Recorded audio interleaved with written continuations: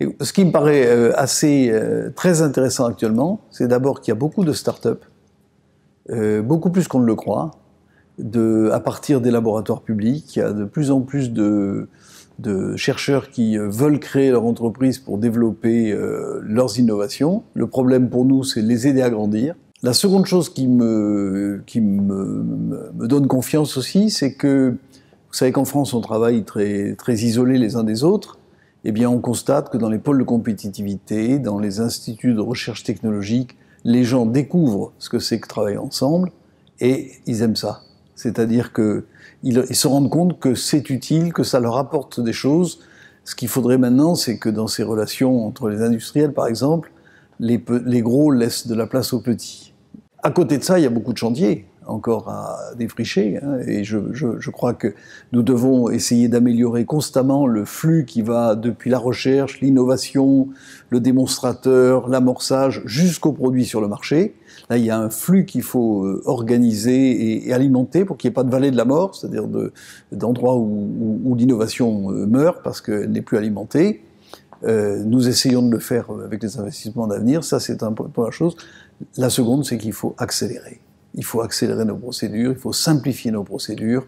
Nous avons besoin d'aller plus vite dans tous les domaines, non pas pour se précipiter, mais parce que la course de la compétition internationale nous oblige à prendre du rythme. Je dois faire en sorte que les investissements d'avenir soient disponibles aussi rapidement que possible, que les procédures soient légères. Ça ne veut pas dire qu'il ne faut pas contrôler, ça ne veut pas dire qu'il ne faut pas choisir, il ne faut pas sélectionner, mais une fois que ces sélections sont faites, il faut aller plus vite vers la contractualisation et le versement effectif de l'argent, parce que c'est ça qui, in fine, est intéressant.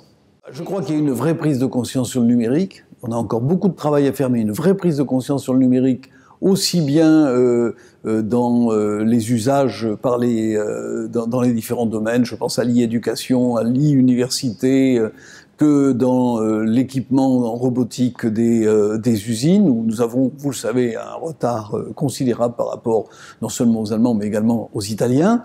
Et là, il faut qu'on rattrape ce retard. Je crois aussi que le numérique est en train de se développer comme activité pour des startups, et c'est celle-là, justement, comme je le disais tout à l'heure, qu'il faut soutenir. Sur le CICE, je trouve que ça va très vite. La réputation sur laquelle elle ne marche pas me paraît erronée.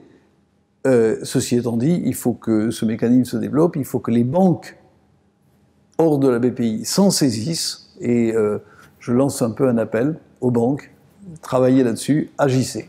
Je pense qu'il y a eu des lourdeurs au départ, il y a eu une communication, peut-être une incompréhension des gens, une méconnaissance. Maintenant, je crois qu'on est en train de franchir cette étape, et les dossiers arrivent assez massivement, et c'est pour ça que je dis que c'est pas uniquement positif, ça veut dire aussi que les entreprises ont des problèmes de trésorerie. Le gouvernement, quelques jours après, enfin une journée après la remise de mon rapport, a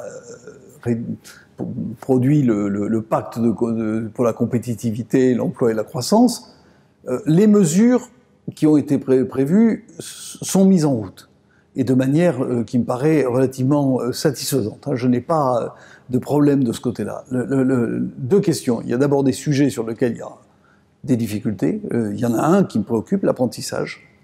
Au lieu de se développer, l'apprentissage, depuis le début de l'année, est en légère régression. Et je pense que là, on va mettre le paquet pour que l'apprentissage redémarre. On a besoin de développer l'apprentissage en France, et c'est un des sujets qui me préoccupe. Le deuxième élément, c'est que ce pacte, c'est pas 6 mois, 8 mois, ça n'a pas. C'est une affaire de plusieurs années, et il va falloir qu'il y ait de la persévérance de la part des pouvoirs publics et une certaine patience de la part de l'opinion publique qui attend des résultats immédiats. Il n'y a pas de résultats immédiats sur la compétitivité, comme pour l'innovation. C'est un travail qui va demander du temps, de la persévérance. Je le rappelle sans arrêt, on nous cite l'exemple de M. Schröder et de son agenda 2010. L'agenda 2010, décidé en 2000, c'est 10 ans de travail par 3 majorités politiques différentes qui ont toujours suivi la même ligne. C'est comme ça qu'on arrive au résultat.